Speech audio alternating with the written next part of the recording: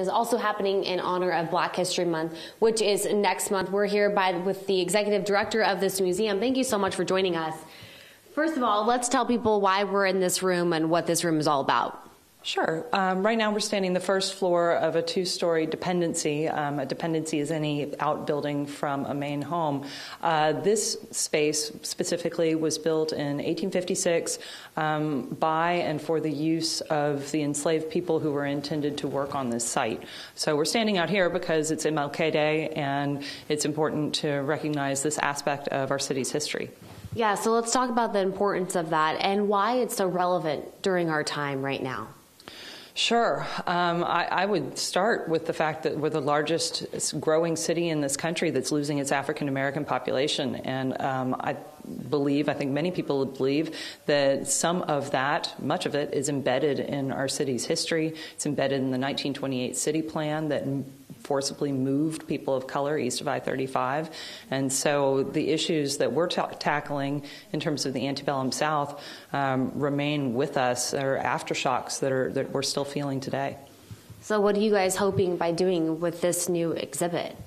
Well, the show is called If These Walls Could Talk, and it places a contemporary artist's work within our historic spaces, and the goal is actually to create dialogue, to create openings for conversations about some of the issues of race and equity that are so thorny, that are embedded in our city's past.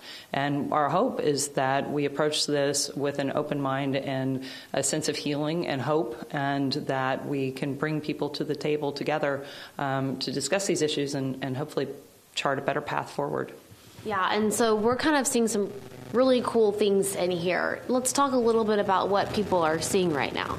Sure. That piece is called Polarities, and Ginger Geyer's work, she has a deep spirituality, and she also has a deep and abiding love for art and art history. And so what you're seeing there is a bit of a riff on Jackson Pollock, on one of his drip paintings, on a painter's cloth with black and white paint cans to either side. And so the idea is that this is a mixture. This is people coming together, and it also, in this space, which was used as workspace for enslaved people and then servants later, it's a statement about the type of work that happened outside the home in order to make that house function.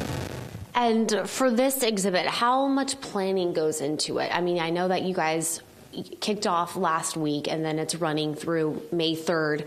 So how much time do you guys spend leading up to the big grand opening? Well, this show has really been about 2 years in the making. Ginger came to the museum. We began to work together, and then Ginger developed a relationship with actor Jennifer Cumberbatch, and that was really when the narrative of this show expanded. And so we've been working on it for a couple of years now.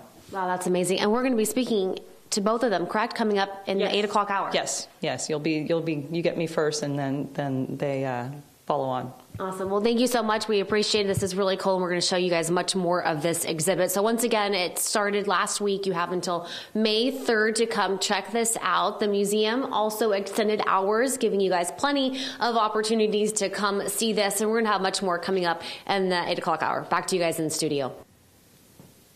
Hey, good morning, Amanda. Yeah, this is really neat what's going on at this museum. We've had a chance to kind of scope things out this morning. I'm joined by two very special ladies who somewhat the driving force behind this new exhibit. Good morning. Let's introduce ourselves and then let's share a little bit your involvement with this new exhibit. Okay, well, I'm Jennifer Cumberbatch, and I'm doing some of the performance art here at the exhibit to kind of marry the history of the house with Ginger's art.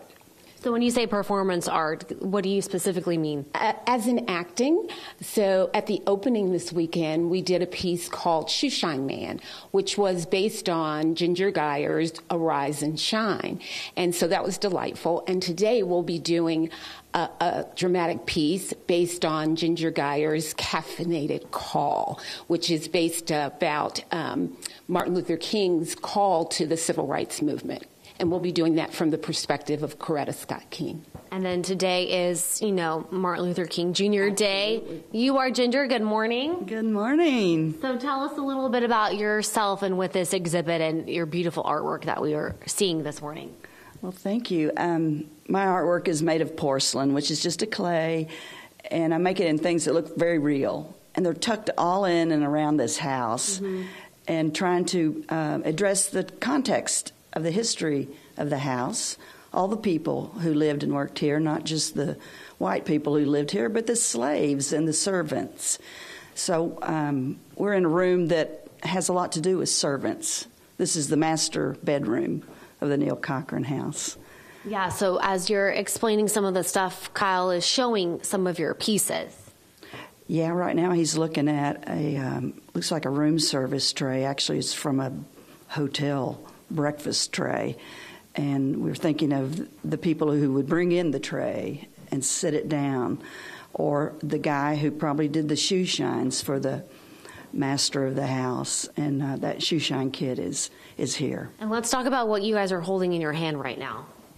Well, this is a topsy-turvy doll, and from the best of our investigation, it was created during the Civil War, and it was obviously a toy, but it was also a social learning kind of item where I'm going to let you hold this, Ginger, while I talk. She knows I'm not too good. She doesn't like to hold these. I don't like to hold them. I'm afraid I'm going to break them. But, I don't blame you. Thank you. But they're joined at the body, and you could flip the skirt over to cover one head or the other, either the black head or the white head.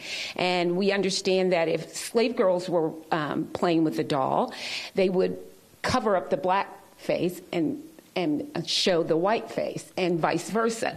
But this tool was an instructional tool to show both black and white little girls what it was like to for the white little girl to be served by the black little girl when she grew up. It was an instructional tool about social status and social place. Got it. Yeah, there's really so much to see, you guys, at this exhibit. We were speaking with the executive director, and she said it was about 2 years in the making for this exhibit to launch. So it started last week. You have several months, wraps up in May, and one of the things that people are recommending is to get a guided tour, so that way you kind of are learning and really understanding what is happening while you make your way throughout this museum. For more information, you can just head over to the museum's website, but they do have extended hours from 11 a.m. to 4 p.m. Wednesday through Sunday. Now back to you in the studio.